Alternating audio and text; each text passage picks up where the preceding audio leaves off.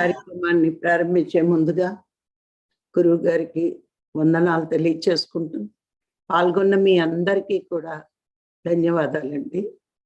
మరి ఈరోజు మనసు గురించి కొన్ని విషయాలు తెలుసుకుందాం. మరి ఈ మనసు కాలాన్ని ఎలా ఉపయోగించుకోవాలో, ఎలా ఉపయోగించుకుంటే అత్యున్నత స్థితికి చేరుకుంటామో అన్న విషయాన్ని కొంచెం తెలుసుకుందాం. ఎందుకంటే మనం ధ్యాన మార్గంలోకి వచ్చే వరకు కూడా కాలం విలువ తెలియదు. ఆ కాలం విలువ ఎప్పుడు తెలుస్తుంది అంటే మనం ధ్యాన మార్గంలోకి వచ్చాక ఈ కాలం ఎంత గొప్పదో, ఎంత విలువైందో తెలుసుకుని ప్రతి క్షణము కూడా దీన్ని ఉపయోగించుకోవడానికి మనం పాటుపడుతూ ఉంటాం. అంతవరకు కూడా కాలాన్ని గురించి అంత విలువగా ఉపయోగించుకోం. ఎందుకంటే ప్రాపంచిక జీవితం ఎట్లా ఉంటుందంటే ఎంతసేపు మనం ఎలా సంపాదించామా మరి అనుభవించాలి, ఎంజాయ్ చేయాలి అనే ఆలోచనతోటే ఉంటాం. ఎప్పుడు కూడా ప్రాపంచిక జీవితంలో మనం డబ్బు వెనకాతలే పరిగెడుతూ ఉంటాం. ఆ డబ్బే శాశ్వతం అనుకుంటాం. ఆధ్యాత్మిక జీవితంలోకి వచ్చాక డబ్బు గంట విలువైంది జ్ఞానము అనేది మనకి అర్థమవుతుంది. అప్పుడు మనం జ్ఞానం వెనకాతల పరిగెట్టి డబ్బుని సెకండ్ ప్రయారిటీలోకి ఇస్తాం. ఇక్కడ మనకు మనమే ఎవరిని చూడక్కర్లేదు, ఎవరిని చేయక్కర్లేదు. ప్రాపంచిక జీవితంలో ఎట్లా ఉండేవాళ్ళమి, మరి ఆధ్యాత్మిక జీవితంలోకి వచ్చాక ఎలా మార్పు చెందామో అన్నది మనం చూసుకోవాలి. అందుకే మహాత్ములు అంటూ ఉంటారు, కాలం చాలా విలువైంది, కాలమే భగవంతుడు. మరి ఒక్క నిమిషం కాలాన్ని కోట్లు పెట్టి కొనలేనిది కాలం ఒక్కటే. అందుకే ఈ కాలానికి 3 ఉంటాయి. ఏమిటంటే భూతకాలం, భవిష్యత్తు, వర్తమాన కాలం. మరి భూతకాలం అంటే జరిగిపోయిన కాలం, భవిష్యత్తు అంటే రాబోయే కాలం, వర్తమానం అంటే జరుగుతున్న కాలం. ఈ 3 కాలాల్లోని భగవంతుడు ఉంటాడు. ఇప్పుడు ఉంటాడు, రేపు ఉండడు అని లేదు. గతంలో ఉన్నాడు, ఇప్పుడు లేడని లేదు. ఈ 3 కాలాల్లోని భగవంతుడు ఉంటాడు. భగవంతుడు అంటేనే మార్పు లేనిది. అందుకే 3 కాలాలు భగవంతుడు నియమానుసారమే జరుగుతూ ఉంటాయి. అయితే ఇక్కడ మనిషికి 3 గుణాలు ఉన్నాయి అని మనం తెలుసుకున్నాం. ఆ 3 గుణాలు ఏంటి అంటే తమో గుణం, రజోగుణం, సాత్విక గుణం. ఈ 3 గుణాలు ప్రతి మనిషిలోని ఉంటాయి. ఆ ఉన్నప్పుడు ఈ తమో గుణం వాళ్ళు కాలాన్ని వ్యర్థం చేస్తూ ఉంటారు. అంటే వాళ్ళు ఎంతసేపు అక్కర్లేని మాటలతో, అక్కర్లేని పనులతో, అంటే వాళ్ళ ఆలోచనలు ఇప్పుడు మన చుట్టూరు ఉన్న ప్రపంచాన్ని చూస్తుంటే కొందరు ఎంతసేపు తిండి గోలే, కొందరు ఎంతసేపు వాళ్ళ మీద వీళ్ళ మీద గోలే, ఎంతసేపు పక్క వాళ్ళ విషయాలే, ఇవే మాట్లాడుతూ ఉంటారు. లేకపోతే అక్కర్లేనివి బయట విషయాలను సేకరించుకోవడం, లేకపోతే టీవీ ప్రోగ్రామ్స్ చూడడం, ఇట్లా కాలాన్ని మరి వ్యర్థం చేసే వాళ్ళని తమో గుణ ప్రధానులు అంటారు. అది ఎంతో విలువైన కాలం తెలియాలి అంటే మరి కొంచెం ఎదగాలి మనం. ఈ తమో గుణం ఉన్నవాళ్ళు కాలాన్ని బాగా వ్యర్థం చేస్తారు. ఇక రజోగుణంలో ఉన్నవాళ్ళు కాలాన్ని దుర్వినియోగం చేస్తారు. ఎలా అంటే వాళ్ళు డబ్బు సంపాదనే ప్రాముఖ్యతనిచ్చి మరి పేరు, పలుకుబడి ఇవన్నీ గొప్ప అనుకుంటూ మంచి పనులు చేయడానికి ఒక్క నిమిషం కూడా ప్రయత్నించకుండా కాలాన్ని ఎప్పుడూ దుర్వినియోగం చేస్తారు. మరి ఈ డబ్బు సంపాదనకి ఒక్కొక్కసారి పాపం కూడా చెయ్యాల్సి వస్తుంది. ఎదుటి వాళ్ళని మోసం కూడా చేయాల్సి వస్తుంది. ఇంత సంపాదించి కొంచెం వార్ధక్యం వచ్చాక ఆలోచించుకుంటే నా జీవితంలో నేను ఏం చేశాను, ఎప్పుడు వస్తుందంటే ఈ ఆలోచన, ఈ పిల్లల కోసమే తాపత్రయపడి, ఈ బంధువుల కోసమే తాపత్రయపడి, ఈ ఊరు కోసమే తాపత్రయపడినప్పుడు తన అవయవాలన్నీ పని చేయనప్పుడు, వార్ధక్యం వచ్చినప్పుడు నేను ఎప్పుడూ కూడా భగవంతుడి వైపు మరలలేదు, మంచి పనులు చేయలేదు. నా జీవితంలో ఎక్కువ ఈ సంపాదన వెనకాతలే పడి ఎంతో పాపం చేశాను, టైం అంతా దుర్వినియోగం చేశాను అని అప్పుడు విచారిస్తాడు. ఈ రజోగుణంలో ఉన్నప్పుడు సమయాన్ని ఎక్కువ దుర్వినియోగంకే ఉపయోగిస్తాడు. చాలా మంది అనుకుంటారు డబ్బు సంపాదన ఏంటి, సంపాదించవచ్చు, కానీ దానితో పాటు కొంతైనా మంచి పనులు చేస్తే సద్వినియోగం చేసినట్టేనండి. సంపాదించే ఎంతమంది ఇంకా ఎంత సంపాదించాలి అని ఆలోచిస్తున్నారు, ఇంకా ఎలా సంపాదించాలి అని ఆలోచిస్తున్నారు, కానీ 10 మంది కోసం ఎంత ఖర్చు పెడుతున్నారు వాళ్ళు. ఇలాంటి వాళ్ళందరూ కూడా దుర్వినియోగం చేస్తున్నట్టే కాలాన్ని. మరి సాత్విక గుణంలోకి వచ్చిన వాళ్ళు సమయాన్ని సద్వినియోగం చేసుకుంటారు. ఎందుకంటే ఇక్కడికి వచ్చాకే మానవ జన్మ యొక్క గొప్పతనం తెలుసుకోగలుగుతారు. ఎందుకు అంటే సాత్విక గుణంలోకి వచ్చాకే వాళ్ళకి సత్యం బోధపడుతుంది, సత్యం అంటే ఏంటో తెలుస్తుంది, సత్యాన్ని అవగతం చేసుకుంటారు. అందుకే వాళ్ళకి భగవంతుడు ఎవరో తెలుస్తుంది. సాత్విక గుణం వచ్చిన మొట్టమొదటిలో ధ్యానం చెయ్యకపోయినా దాన ధర్మాలు చేస్తారు, కొంచెమైనా పంచిపెడతారు డబ్బు, కొంచెమైనా మంచి కార్యాలకి వినియోగిస్తారు. వీళ్ళు సద్వినియోగం చేస్తూ ఉంటారు. ఆ తర్వాత ఇంకొంచెం ఎదుగుదల వచ్చినప్పుడే మరి ధ్యానం వాళ్ళ జీవితంలోకి వచ్చినప్పుడు ప్రతి నిమిషాన్ని సద్వినియోగం చేయడం అవకాశం చేసుకుంటారు. ఇప్పుడు మనల్ని చూడండి, మనందరము కూడా మరి ఎంత సద్వినియోగం చేస్తున్నాము లెక్కే లేదు. ఏంటంటే అయితే ధ్యానం చేస్తాం, లేకపోతే పుస్తకాలు చదువుతాం, లేకపోతే ఎవరికైనా క్లాసులు చెప్తాం. మరి జీవితం ఉంది కాబట్టి కొంత టైము మరి డబ్బు సంపాదించాలి. రోజు మనకి ఎవరు పెట్టరు, అందుకని మనం డబ్బు సంపాదనకి కొంత టైము, మరి ధ్యానానికి కొంత టైము, స్వాధ్యాయానికి కొంత టైము మరి క్లాసులు చెప్పడానికి ఉపయోగిస్తున్నామంటే మనము ప్రతి క్షణము సద్వినియోగం చేస్తున్నాము అని అర్థం చేసుకోవాలి. ఎవరి జీవితంలో ధ్యానం ఉండదో వాళ్ళ సమయాన్ని సద్వినియోగం చేసుకోలేరండి. అంటే ఇక్కడ చాలా మంది ధ్యానం చేస్తున్నా ఇంకా పూర్తిగా 100% సద్వినియోగం చేసుకోలేకపోతున్నారు. అంటే కారణం ఏంటి అంటే వాళ్ళకి ఇంకా సరి అయిన జ్ఞానం కలగలేదు. ఇప్పుడు ధ్యానం చేసే వాళ్ళంతా కూడా జ్ఞానులైపోయారని మనం లెక్క వేసుకోకూడదు. ఏమిటంటే సరి అయిన జ్ఞానం మన మనస్సుకి, మన మెదడుకి అందిస్తేనే సద్వినియోగం చేసుకోగలరు. వాళ్ళకి సేవలో ఉన్న విలువ తెలియాలి, జ్ఞానం యొక్క గొప్పతనం తెలియాలి. ఈ రెండు తెలిస్తేనే వాళ్ళు టైంని సద్వినియోగం చేస్తారు.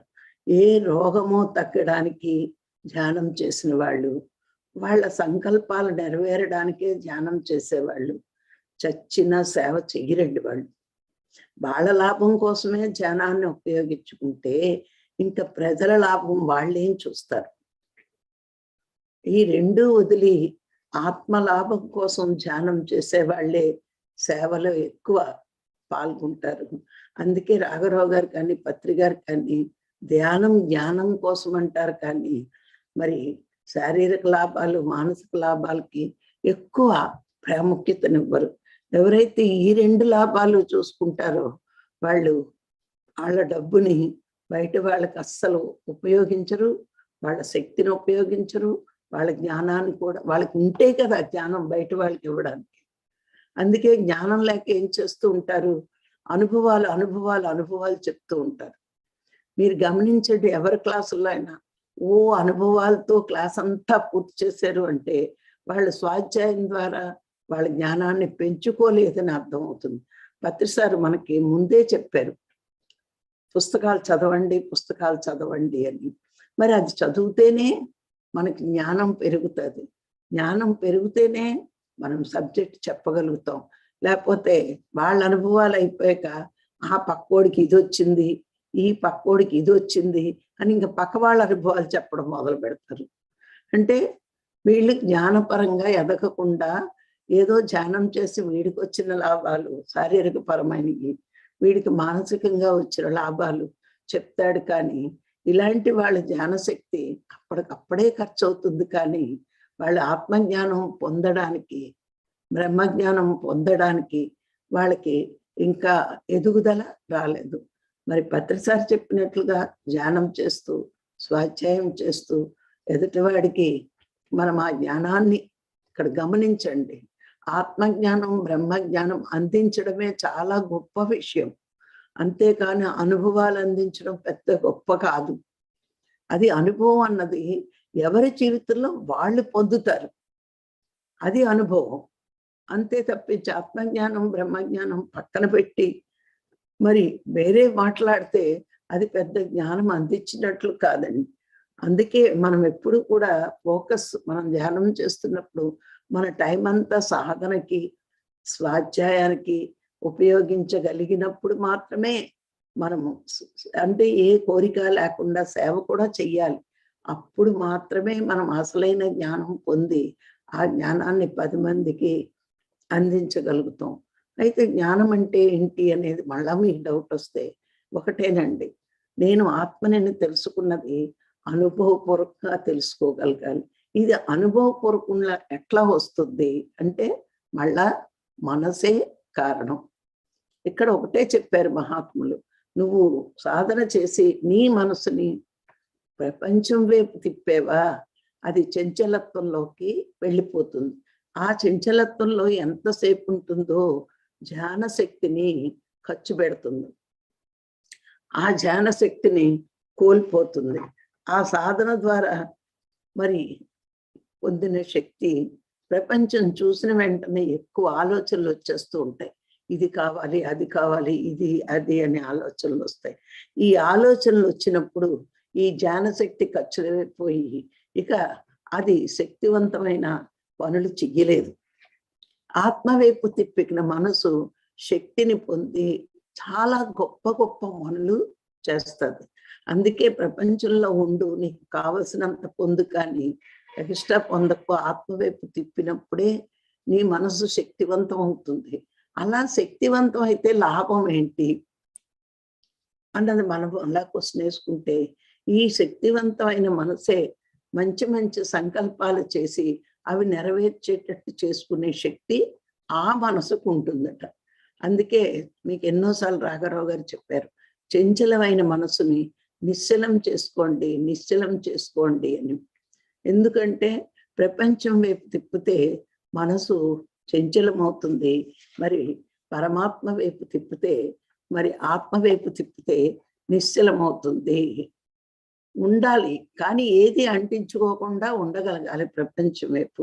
ఇప్పుడు మీకు చిన్న ఉదాహరణ చెప్తాను. ఎవరైనా ఏదైనా కొనుక్కుంటారు, కొనుక్కున్నప్పుడు బాగుంది అని వదిలేస్తే మనకి చంచలత్వం రాదు. కానీ ఆ బాగుంది అన్నది నాకు కావాలి, నా దగ్గర ఉంటే ఇంకా బాగుంటుంది అనే మాట అనుకున్నాం అనుకోండి, ఇప్పుడు మొదలవుతుంది చంచలత్వం.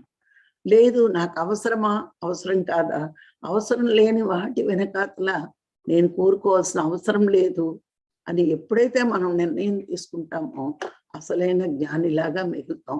అక్కడ మనకి చంచలత్వం రాదు.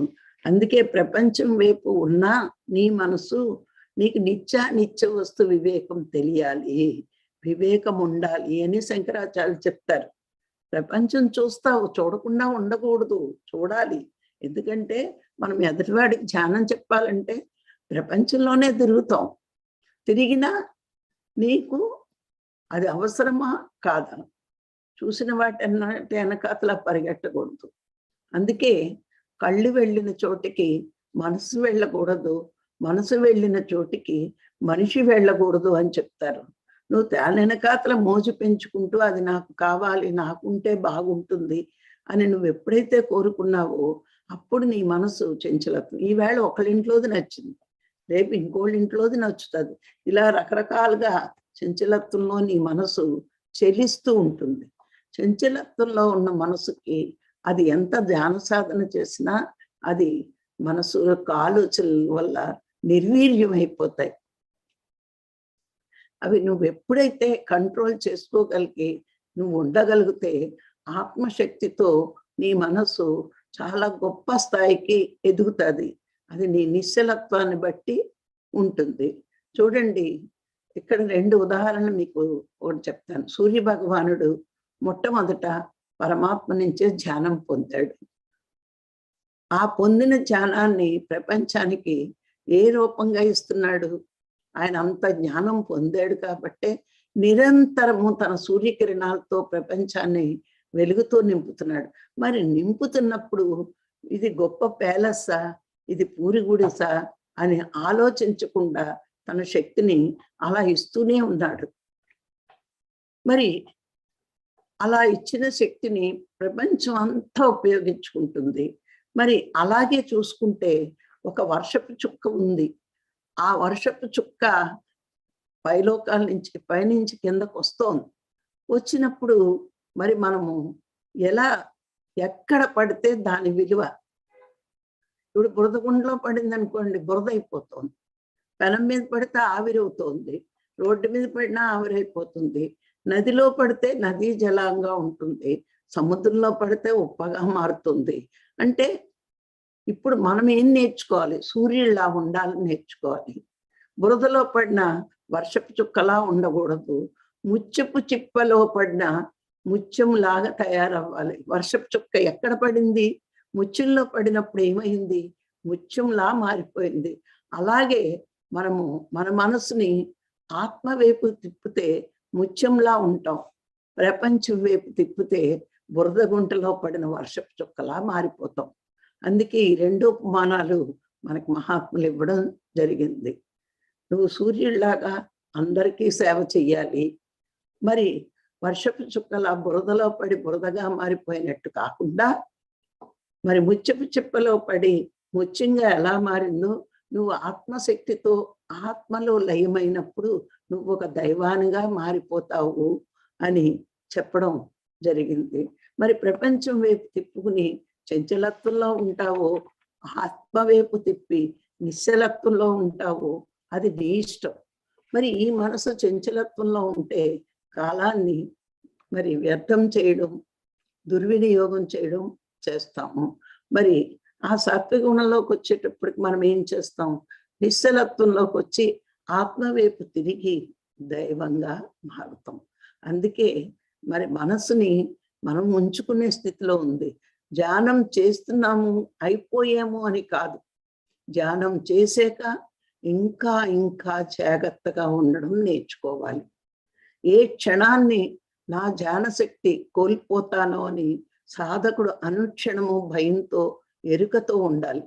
ఎందుకు అంటే మనకి రూపాయి విలువ తెలుసు, డబ్బు విలువ తెలుసు, డబ్బు ఖర్చు అయిపోతుందేమో అని భయపడుతున్నాం. కానీ ధ్యానశక్తి దానికంట గొప్పది. ధ్యానశక్తి ఎక్కడ కోల్పోతామో అని భయపడట్లేదు మనం. చూడండి, అందుకే మహాత్ములు ఒక మాట చెప్పారు. ఏమిటి అంటే, ధనవంతుడు అవ్వడం అవ్వకపోవడం మన చేతుల్లో లేదు, అది గత జన్మ పుణ్యాన్ని బట్టి వస్తుంది. కానీ నువ్వు ధ్యానవంతుడివి, శీలవంతుడివి కావాలి అంటే అది నీ చేతుల్లో పని. ఎంత గొప్పగా చెప్పారో చూడండి. నువ్వు ధనవంతుడు అవ్వాలి అంటే అది నీ చేతుల్లో కాదు. నువ్వు గత జన్మలో చేసిన పుణ్యం వల్ల ఈ జన్మలో నువ్వు ధనవంతుడు అవుతావు, అది నీ చేతుల్లో లేదు. కానీ నువ్వు జ్ఞానవంతుడివి, నీతివంతుడివి కావాలి అంటే అది నీ చేతుల్లో పని. నువ్వు ఇప్పుడు ధ్యానం చేసి నీ మనసును ప్యూరిటీగా ఉంచుకుని ప్రపంచం వైపు తిరిగినప్పుడు ఏ ఆకర్షణలకి లొంగకుండా, ఇవన్నీ నన్ను అజ్ఞానిగా మార్చడానికి ఈ ప్రపంచపు ఆకర్షణలు, ఆత్మవైపు తిరిగి నేను దైవంగా ఎదగాలి అనేది నీకు నువ్వుగా నిర్ణయించుకోవాల్సిన నిర్ణయం. అందుకే ఒకటే మనసు. అటు తిరిగిందా అజ్ఞానిగా మిగిలిపోతావు, ఆత్మవైపు తిరిగిందా జ్ఞానిగా మిగులుతావు. ప్రపంచం వైపు తిరిగిన మనిషి అజ్ఞానము మూర్ఖత్వం అలవాటైపోతాయి. ఆత్మ వైపు తిరిగితే దైవంగా ఎదుగుతావు. అందుకే అది నీ చేతుల్లో పని, నువ్వు కష్టపడకుండా నేర్చుకోవాల్సిన పని. కానీ ఈ విలువ, ఈ సత్యం, ఈ జ్ఞానం అందరికీ తెలియపడదండి. మనం చూడండి, పత్రిగారు మనకు అందించిన జ్ఞానం, మనం అందరికీ అదే జ్ఞానం ఇస్తున్నాం. ఇస్తుంటే మన ఇంట్లో వాళ్ళకే మనం నచ్చం. మన పరుగు వాళ్ళకి, ఎక్కడో దూరంగా ఉన్న వాళ్ళకి మనం వెళ్ళి చెప్పాల్సి వస్తుంది అంటే, మన కూడా పుట్టిన, మన ఇంట్లో పుట్టిన, మన ఇరుగు వారికి పొరుగు వారికి నచ్చిన జ్ఞానం వాళ్ళకెందుకు నచ్చుతుంది అంటే, అది వాళ్ళకి గత జన్మ చేసుకున్న పుణ్యం, భగవంతుడి దగ్గరికి చేరుకునే అర్హత వాళ్ళకుంది. మన కూడా పుట్టిన వాళ్ళకి అర్హత లేదు అని మనం తృప్తి పడాలంతే. భగవంతుడు అందరికీ అవకాశాలు ఇస్తాడు, కానీ అర్హతను బట్టే అవకాశాలు ఉపయోగించుకుంటారు అందరూ. ఆ అర్హత వాళ్ళకు వస్తుంది. లేతే మన జ్ఞానం మీద, మన గురువు గారి మీద ఏవేవో అబండాలేసి, మీది మంచిది కాదనో, మీది ఇదనో, మీది అదనో, మరి మనకే కథలు చెప్తూ ఉంటారు. అందుకే అవన్నీ మనం పట్టించుకోవాల్సిన అవసరం లేదు. ఎందుకంటే మన క్యారెక్టర్ మనకు తెలుసు, మనం ఎంత గొప్పగా ఎదుగుతున్నామో మనకు తెలుసు, మనం ఎంత సహనంతో ఉంటున్నామో మనకు తెలుసు, మనం ఎంత సత్యంలో జీవిస్తున్నామో మనకు తెలుసు. ఎవరి మాటలు మనం ఏం పట్టించుకోవాల్సిన అవసరం లేదు. సత్యం వైపు తిరిగిన వాడికి ప్రపంచం ఏమనుకున్నా లెక్కలేదు. భగవంతుడు ఏమనుకుంటాడో అని భయపడుతూ బతకాలి. ప్రపంచం ఏమనుకుంటుందో అని మనం భయపడక్కల్లా. ఆ ప్రపంచం ఇలా ఉంటుంది అని ప్రతి క్షణము మనం తెలుసుకోవాలి. అలా మనసుని ఉంచినా అందులో అంటించుకోకుండా ఎదగగలగాలి. మరి మనం మనసు చంచలావస్థలో ఉంటే ప్రాణశక్తిని కోల్పోతుంది. మరి ఆత్మవైపు తిప్పి నిశ్చలావస్థలో ఉంటే ప్రాణశక్తి ఖర్చు కాకుండా ఎక్కువ శక్తివంతం అవుతుంది. ఈ శక్తివంతమైన మనసే ఏ పనులైనా ఏదైనా చేయగలదు. ఇప్పుడు మీకు చిన్న ఉదాహరణ చెప్తాను. రాఘరావు గారు మరి 73 ఏళ్ల వయసు ఇప్పుడు ఆయనకి. మరి ఇప్పుడు ఆయన మొన్న వచ్చారు, మొన్న 2 రోజుల క్రితం వచ్చారు, మన్నాడు బయలుదేరి మరి విజయవాడ వెళ్ళి ఫ్లైట్ ఎక్కి మళ్ళీ ఢిల్లీ, నిన్న పొద్దుటి ఢిల్లీ క్లాసు, నిన్న మధ్యాహ్నం హర్యానా క్లాసు, రోజుకి 2-3 ఊర్లు అక్కడ నార్త్ అంతా తిరుగుతున్నారు. అంటే ఆ వయసులో అది సాధ్యం అవుతుందా అంటే అవుతుంది. ఎందుకంటే ఆయన మనసు ఆత్మవైపు తిప్పుంచారు. అందుకని శక్తివంతమైన మనసు శక్తివంతమైన నిర్ణయాలు తీసుకుంటుంది. లేకపోతే శక్తి లేకపోతే ఎలాగా? ఈ ఎండాకాలం పక్క వీధికి వెళ్ళాలంటేనే అమ్మో అంటున్నారు. అలాంటిది ఈ ఎండల్లో 8 గంటలు ప్రయాణం చేసి మరి వెళ్తున్నారు అంటే మనసు ఆత్మ వైపు తిరిగినప్పుడు ఆ నిర్ణయాలు అంత గొప్పగా ఉంటాయి, అంత శక్తివంతమైన పనులే చేస్తారు వాళ్ళు. అందుకే ఎవరు అక్కలా. మరి పత్రిగారు చూడండి, రోజుకు 4-5 ఊళ్ళు తిరిగేసేవారు ఆయన. మరి అవలీలగా మరి ఎంత జనం ఆయన వెనకాతల పడి ఈ జ్ఞానం నేర్చుకోవడానికి పరుగులు తీసేవారు. ఏసీ కారుల్లో, ఏసీ రూముల్లో కూర్చున్న కోటీశ్వరులు గొప్ప కాదండి. ప్రకృతికి అనుగుణంగా తన శరీరాన్ని మార్చుకుంటూ, తన నిర్ణయాలు మార్చుకుంటూ, ప్రకృతి ఎండిచ్చినా, వర్షం ఇచ్చినా, చలిచ్చినా దానికి నిర్ణయంకి ఓకే అనుకుంటూ ముందుకు వెళ్ళి జ్ఞానం నేర్పుతారు చూడండి. వాళ్ళు కండి భగవంతుడి దృష్టిలో గొప్పవాళ్ళు. వాళ్ళండి యుగ పురుషులంటే. మరి అలా బతకాలి మనందరం, అలా తయారవ్వాలి. ఒక వీర సైనికుల్లాగా మనం ఎదగాలి అంటే మన మనస్సేనండి కారణం. జాలిపడేది మనసే. చూడండి, మనం తెల్లవారుజామున ధ్యానాన్ని లేగాలంటే అబ్బో అనుకుంటాం. ఇదే తెల్లవారుజామున 3 గంటలకు మనకు కావాల్సిన వాళ్ళకి పెళ్లి ముహూర్తం ఉంది, మన అక్క కూతురుకో అన్న కూతురుకో అంటే చచ్చినట్టు లేచి కూర్చుంటారు. వాళ్ళ పెళ్లి చూడకపోతే ఏమైపోద్దని ముందు సీట్లో కూర్చుంటారు. అంటే ఎందుకు? మీ మనసే. ధ్యానం రోజు ఉంటది, నష్టమేముంది? వీడియో ఆన్ చేసి పడుకుంటే పర్వాలేదు. అందుకే నేను చూస్తూ ఉంటాను మధ్య మధ్యలో, పావు గంటకి, అరగంటకి ఎంతమంది పెరిగారు, వీడియోలు ఆన్ చేసి కూర్చున్నారా, వీడియోలు ఆఫ్ చేసి కూర్చున్నారా? ఆఫ్ చేసేసారు 4 గంటలకి, 5ంటికి అంటే ఖచ్చితంగా వీళ్ళు నిద్రపోతారు వీడియో పెట్టేసి. లేకపోతే స్నానమైనా చేసి ఉండము. అంటే ఇవేంటి అంటే ఎవరి కోసం మనం బతుకుతున్నాం? మన కోసం మనం ఒక క్లాస్లో ఒక టీచర్ పాఠం చెప్తున్నాడంటే ఆయన కోసం చెప్పడండి. టేబుల్ మీద తలకాయ పెట్టుకుని పడుకున్న టీచర్కి జీతం వస్తుంది, జీతం రాకుండా పోదు. కానీ ఆయన కష్టపడి పాఠం ఎందుకు చెప్తాడు? ఆచరించిన వాళ్ళు, విన్నవాళ్ళు, బుద్ధి శుద్ధంగా ఉన్న వాళ్ళకి ఫస్ట్ క్లాస్ వస్తుంది. ఏదోలే పాస్ అవుతే చాలు అనుకున్న సెకండ్ క్లాస్ వస్తుంది. ఈడేం చెప్తాడు, బయట విషయాలు చూసుకుందామని కూర్చుని ఆలోచించేవాడికి ఫెయిల్ అవుతాడు, థర్డ్ క్లాస్ వస్తుంది. అలాగే రాఘరావు గారు మీ ఎదుగుదల కోసం ఆయన ప్రయత్నించి ఈ తెల్లవారుజామున జూమ్ పెట్టారు. పెట్టినప్పుడు ఆయన మార్కులు పరమాత్మ దగ్గర నుంచి ఆయన కొట్టేస్తున్నాడు ఒక మాట చెప్పేసి. కానీ ఆచరణలో మీకు ఎన్ని వస్తాయో చూసుకోండి.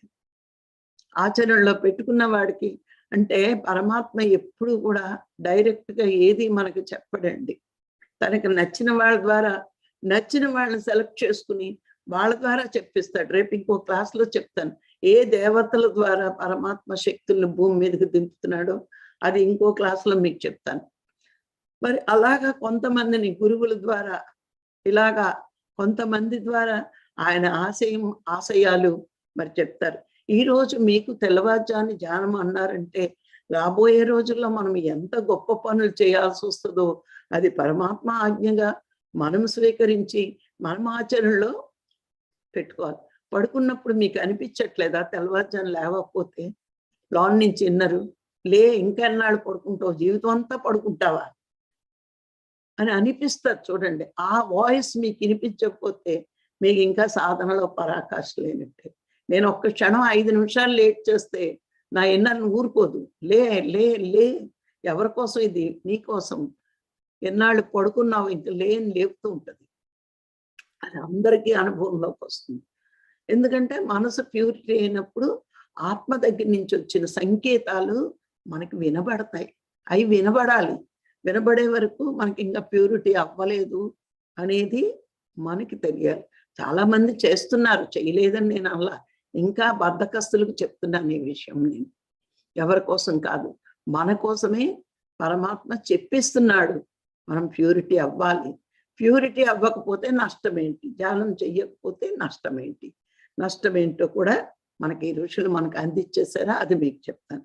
మన మనసును మంచిగా ఉంచుకోకపోతే, ప్యూరిటీగా ఉంచుకోకపోతే ఫస్ట్ చేసేది ఏంటంటే అబద్ధాలు ఆడతాం అంటారు. అబద్ధాలు ఆడేస్తూ ఉంటాం. తప్పేంటి అని చాలా మంది ఇందులోకి వచ్చినా ఇంకా వదలలేదు. నా చుట్టూరు నేను గమనిస్తున్నాను.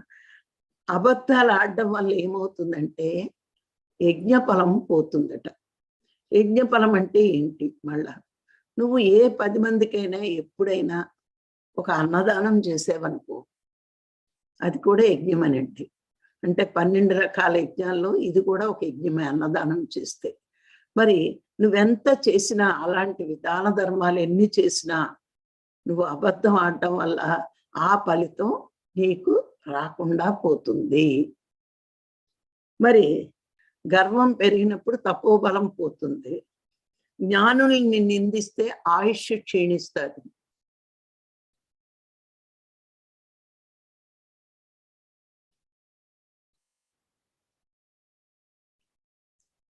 నాలుగవది దానం చేసి, ఆ దానం చేసిన దానాన్ని 10 మందికి చెప్పుకుంటే, గొప్పగా చెప్పుకుంటే ఆ దాన ఫలం క్షీణిస్తుంది. చూడండి, మనం ఎవరికైనా ఒక సహాయం చేసి నేను చేశాను అని 100 మందికి చెప్పుకుంటే ఆ దాన ఫలితం ఉండదు. ఇవన్నీ ఎవరు చెప్పారు అంటే మను ధర్మశాస్త్రంలో ఉన్నాయి ఇవన్నీ. ఫస్ట్ ధర్మశాస్త్రాన్ని రాసిన వాడు కృతయుగంలో మనువు. ఈ మనువు చెప్పిన ధర్మశాస్త్రంలో ఈ 4 ఉన్నాయి. మళ్ళా చెప్తాను. అబద్ధాలు ఆడడం వల్ల యజ్ఞ ఫలం పోతుంది. గర్వం వల్ల తపస్సు క్షీణిస్తుంది.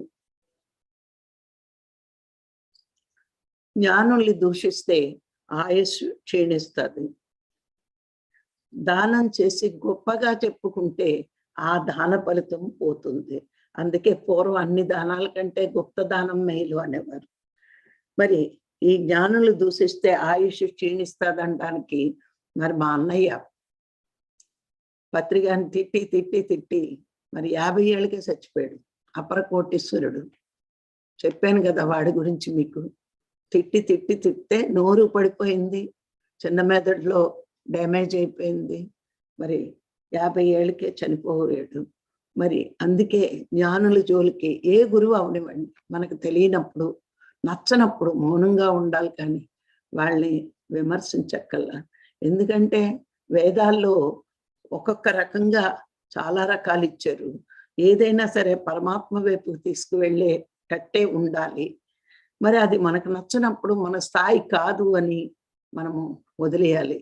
అంతే తప్పించి మనం వాడి కిందది అని మనం అనుకోవాల్సిన అవసరం లేదు. అందుకే ఎదరు వాళ్ళని నిందించేటప్పుడు మనము చాలా జాగ్రత్తగా ఉండాలి. పత్రికాని తిట్టి తిట్టి వాడు 50 ఏళ్ళకే మరణించదు. ఎంత ఆరోగ్యంగా ఉండేవాడంటే నాకు చెప్పేవాడు, నేను కింగ్ని, నాతో ఎవరైనా వస్తారా అనేవాడు. శరీరం గట్టిగానే ఉంది, కింగ్ లాగే ఉన్నాడు.